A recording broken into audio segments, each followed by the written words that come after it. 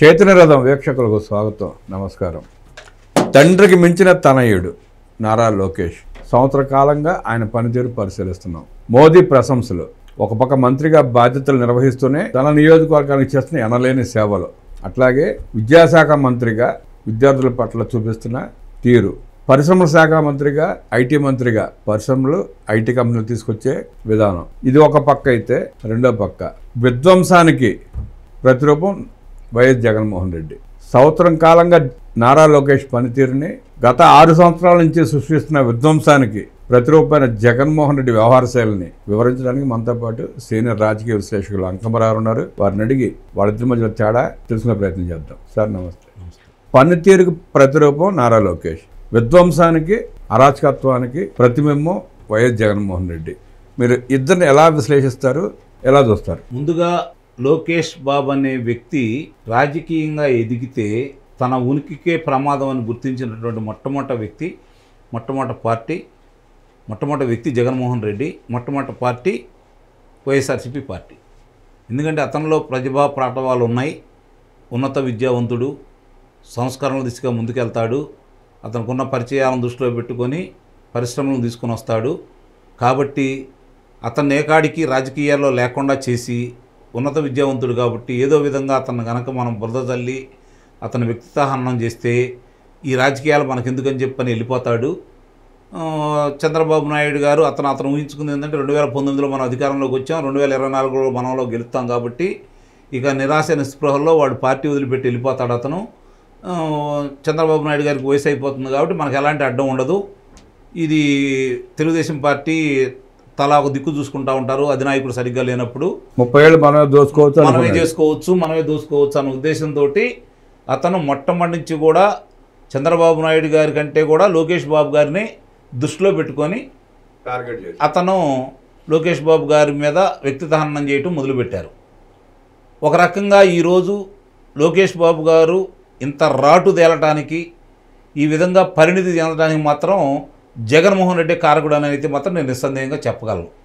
ఎందుకంటే అతనిలోని పట్టుదల పెంచి, లేదు పడ్డచాటే లేచి నిలబడాలా, నేను ఓడిపోయిన చాటే మళ్ళీ గెలవాలి, 1985 తర్వాత తెలుగుదేశం పార్టీ జెండా ఎగరని స్థానంలో అతను నిలబడి 91,000 పైచిలుకు ఓట్లు ఆధిక్యతను సంపాదించుకొని గెలుపంటే ఇలా ఉంటుందా, ఇలా కూడా గెలవచ్చా అని చెప్పని చూపించారు. చూడండి, అది లోకేష్ యొక్క పట్టుదలకు ఒక నిదర్శనం. అయితే ఈరోజు 2023 జనవరి 27వ తారీఖున అతను మొదలుపెట్టినటువంటి పాదయాత్రను ఒకసారి మనం కనుక తీసుకుంటా ఉంటే, అదే జగన్మోహన్ రెడ్డి పాదయాత్ర చూసుకుంటా ఉంటే చంద్రబాబు నాయుడు గారు ఎలాంటి ఆటంకాలు కలగకుండా అన్ని సౌకర్యాలు సమకూర్చి చేస్తే, గురువారం బయలుదేరి హైదరాబాద్ వచ్చేసి శుక్రవారం నాడు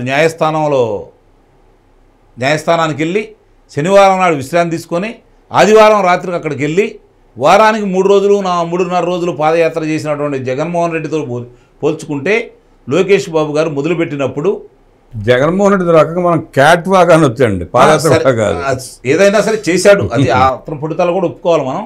ఇక్కడ ఈ లోకేష్ బాబు గారు చేసింది ఏంటి, తారక రత్న గారు చనిపోయినప్పుడు తప్ప, లేదంటే మహానాడు సంబంధించి 3 రోజులు విరామం ఇచ్చింది తప్ప, లేదు న్యాయస్థానానికి వెళ్ళాల్సింది తప్ప, వాళ్ళ తండ్రి గారిని అదుపులో తీసుకున్నప్పుడు తప్ప ఏ రోజు అతను ఆపలేదు, ఏ రోజు కూడా విశ్రాంతి తీసుకోలేదు.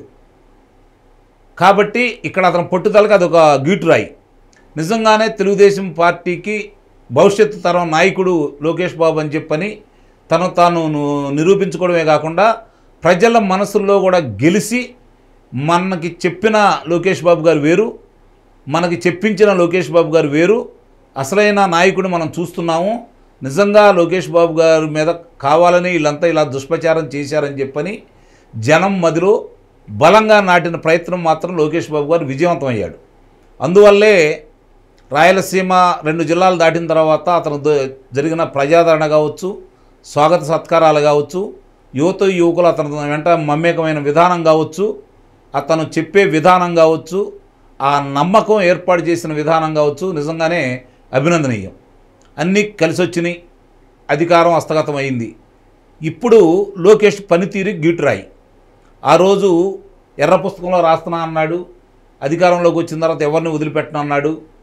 ఆ విధంగా సామాన్య జనంలో కూడా ఒక విధమైన ఆశలు రేకించారు.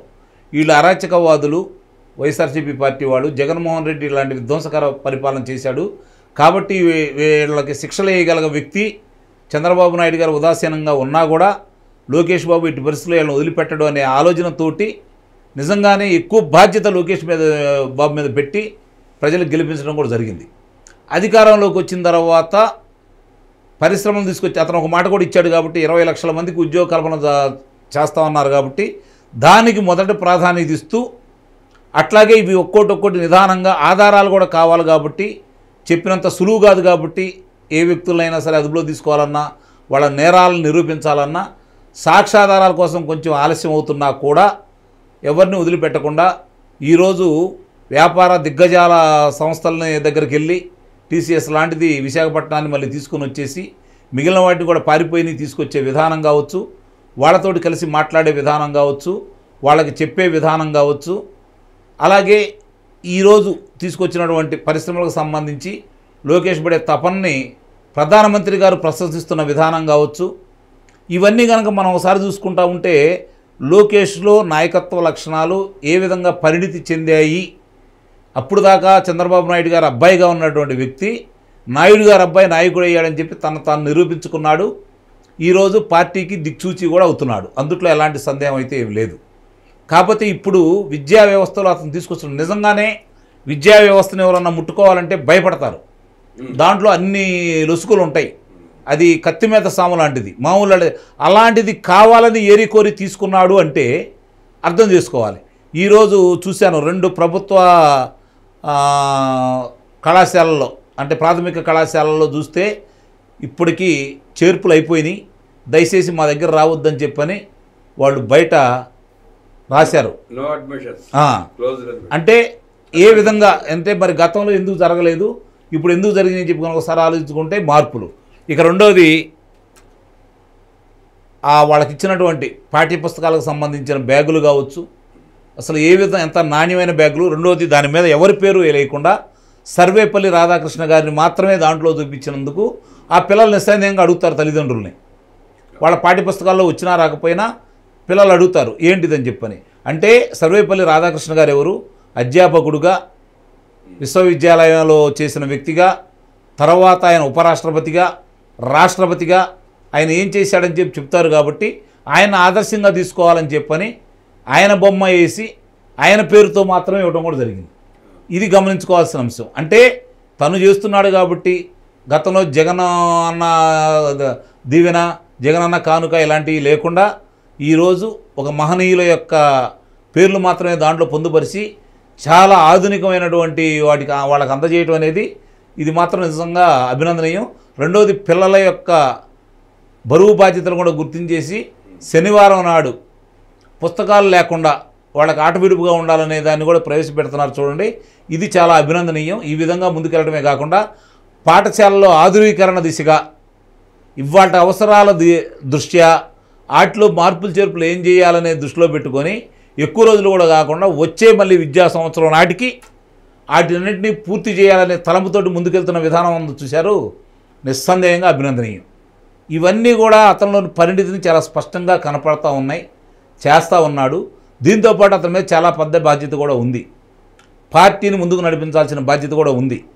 చంద్రబాబు నాయుడు గారు పరిపాలన పరంగా ముందుకెళ్తూ ఉంటారు, నువ్వు పరిశ్రమలు తీసుకొస్తున్నావు, కానీ పార్టీని చూసుకోవాల్సిన బాధ్యత కూడా లోకేష్ బాబు గారి మీద ఉంది.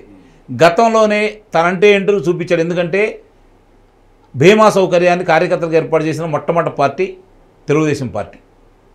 బీమా సౌకర్యాన్ని ఈరోజు పిల్లలు వాళ్ళు ఏదన్నా అంటే ఈ హత్య రాజకీయాల్లో కావచ్చు, లేకపోతే ఇబ్బందుల వల్ల తల్లిదండ్రులు కోల్పోయిన వాళ్ళని ఇంతకుముందు చంద్రబాబు నాయుడు గారు, భువనేశ్వరమ్మ గారు వాటిని విజయవంతంగా ముందుకు తీసుకెళ్తున్నారు. కాబట్టి ఇప్పుడు ఈయన తీసుకొచ్చిన ఈ విధానంతో పాటు కార్యకర్తలకి అందుబాటులో ఉండే విధానాన్ని కూడా త్వరలో తీసుకొస్తానని చెబుతున్నారు. కాబట్టి దానికి కూడా తీసుకొచ్చేసి కార్యకర్తలకి నాయకులకి మధ్య అంతరాలను తొలగించి కనుక ముందుకు తీసుకెళ్ళగలిగితే ఆయన అనుకున్నట్టు 30-40 సంవత్సరాలు ఈ పార్టీకి ఎలాంటి ఇబ్బంది ఉండదు. దీన్ని దృష్టిలో పెట్టుకొని లోకేష్ బాబు గారు పార్టీ మీద కూడా దృష్టి పెడతానని ఆయన చెబుతున్నాడు. కాబట్టి ఆ విధంగా ముందుకెళ్తారని అయితే మనం భావిద్దాం. ఆశాకిరణం ఈరోజు లోకేష్ బాబు అదేవిధంగా ముందుకెళ్తాడని, పార్టీకి చంద్రబాబు నాయుడు గారి తర్వాత ఇప్పుడు నాయకుడు ఎదుర్కోవాల్సిన లక్షణం అవసరం అయితే లేదు కాబట్టి, స్పష్టంగా ఒక నాయకుడు తయారయ్యాడు కాబట్టి, చంద్రబాబు నాయుడు గారికి ఉన్నటువంటి ఆలోచన విధానాలు లోకేష్ బాబు గారికి ఉన్న ఆలోచన విధానాలు చాలా వ్యత్యాసం ఉంది. లోకేష్ బాబు గారు ఏదైనా పట్టుకుంటే వదిలిపెట్టే రకం కాదు, ఇంకోళ్ళు ఏదైనా అంటారని అనుకుంటారని భయపడే రకం కూడా కాదు. కాబట్టి ఆ పట్టుదల, ఆ యొక్క పోరాట పటిమ కూడా ఈరోజు పార్టీకి అవసరం. కాబట్టి ఆ విధంగా చంద్రబాబు నాయుడు గారు తన యొక్క పనితీరుతోటి ప్రజల మనస్సులు పొందితే, లోకేష్ బాబు గారు కార్యకర్తలతో మమేకమై వాళ్ళ అవసరాలను గుర్తించేసి, వాళ్ళ యొక్క శ్రమను కూడా గుర్తించేసి తగు ప్రాధాన్యత ఇచ్చి ముందుకు తీసుకెళ్తాడని అయితే భావిస్తున్నాను. ఆ విధంగా ముందుకెళ్తే మాత్రం నిస్సందేహంగా లోకేష్ బాబు గారికి తిరుగుండదని అయితే నేను నిస్సందేహంగా చెప్పగలను. ఈ సందర్భంగా వైఎస్ జగన్మోహన్ రెడ్డి తీరుని ఎలా చూస్తారు? ఇంకేముంది, తీరు లేదు, కట్టలేదు. ఇప్పుడు ఆయన తీసుకొచ్చేసి ఎక్కడ కూర్చోబెట్టాలో ప్రజలైతే కూర్చోబెట్టారు. వీళ్ళు అవకాశం ఇస్తే తప్ప జగన్మోహన్ రెడ్డికి ఉపయోగం అయితే ఏముండదు. పొరపాటున ఈ కూటమి ప్రభుత్వం ఏదన్నా చేయరాని పనులు చేసి అతనికి అవకాశం ఇవ్వాల్సిందే తప్ప, ప్రజలైతే స్థిర నిశ్చయంతో ఉన్నారు. జగన్మోహన్ రెడ్డిని మర్చిపోవాలని వాళ్ళైతే కోరుకుంటున్నారు. కాకపోతే రోజుకు ఒక అంశాన్ని బయట తీసుకొచ్చేసి అతనే ప్రజల్లోకి రావాలని, ప్రజలు అతని గురించి చర్చించుకోవాలని పదే పదే ఇంకొక ప్రత్యామ్నాయం రాకుండా ఉండాలని చెప్పి అతనైతే భావిస్తున్నాడు. కానీ లోకేష్ బాబు గారు కావచ్చు, చంద్రబాబు నాయుడు గారు కావచ్చు, పవన్ కళ్యాణ్ గారు కావచ్చు, అలాగే కేంద్రంలో ఉన్నటువంటి భారతీయ జనతా పార్టీ కావచ్చు, వీళ్ళు రాష్ట్ర అభివృద్ధి గురించి ఆలోచించుకుంటూ ముందుకెళ్తున్నారు. కాబట్టి దీంతో పాటు అభివృద్ధితో పాటు దుష్ట శిక్ష రక్షణ కూడా కావాలి. కాబట్టి పార్టీని ముందు చూసుకుంటూ, అలాగే పార్టీకి ప్రజలకి అన్యాయం చేసినటువంటి ఆ పాలకులు, దానికి సహకరించినటువంటి అధికారులు, శ్రేణుల్ని తగు విధంగా శిక్షించి కనుక ముందుకు తీసుకొని వెళ్తే దుష్ట శిక్షణ రక్షణ పూర్తయిపోయి ప్రశాంతంగా ఉండి ఇబ్బంది లేకుండా ఇంకో 2-3 పర్యాయాలు ఈ కూటమి ప్రభుత్వం అధికారంలో వచ్చే విధంగా బాటలు వేస్తారని మనం భావిద్దాం. జగన్మోహన్ రెడ్డి తన ఉనికిని కాపాడుకోవడం కోసం ప్రయత్నం చేస్తున్నాడు, ఉన్మాదులను రెచ్చగొడుతున్నాడు. ఒకప్పుడు బీహార్లా తయారు చేయాలని చెప్పి ప్రయత్నం చేస్తున్నాడు. కానీ బీహార్ ప్రజలకి, ఆంధ్ర రాష్ట్ర ప్రజలకి చాలా వ్యత్యాసం ఉంది. కాబట్టి వీళ్ళు ఒక ఆలోచనతోటి ఈ కూటమి ప్రభుత్వాన్ని తెచ్చుకుంటున్నారు. దాన్ని నిలబెట్టాల్సిన బాధ్యత ముఖ్యంగా నాకు తెలిసినంతవరకు లోకేష్ బాబు మీదే ఎక్కువ బాధ్యత ఉందని అయితే నేను భావిస్తున్నాను. దాంట్లో కూడా విజయవంతంగా అయితే లోకేష్ బాబు గారు ఆంధ్ర రాష్ట్రానికి ఉపయోగం. ఎందుకంటే తెలుగుదేశం ఓడిపోయిన ప్రతిసారి కూడా రాష్ట్రానికి చాలా నష్టం జరిగింది. కాబట్టి తెలుగుదేశం పార్టీ అధికారంలో ఉన్నప్పుడు రాష్ట్రానికి మేలు జరిగింది. కాబట్టి తెలుగుదేశం పార్టీ మళ్ళీ అధికారంలో ఇంకో 2-3 పర్యాయాలు కొనసాగాలి అంటే నిస్సందేహంగా అది లోకేష్ బాబు చేతుల్లోనే ఉందని అయితే నేను మాత్రం భావిస్తున్నాను. నాయుడు గారి అబ్బాయి నాయకుడు అయితే రాజశేఖర రెడ్డి గారి అబ్బాయి దొంగల ముఠా నాయకుడు అయ్యాడంటూ విశ్లేషించిన అంకమరావు గారికి ధన్యవాదాలు తెలియజేస్తూ నమస్కారం.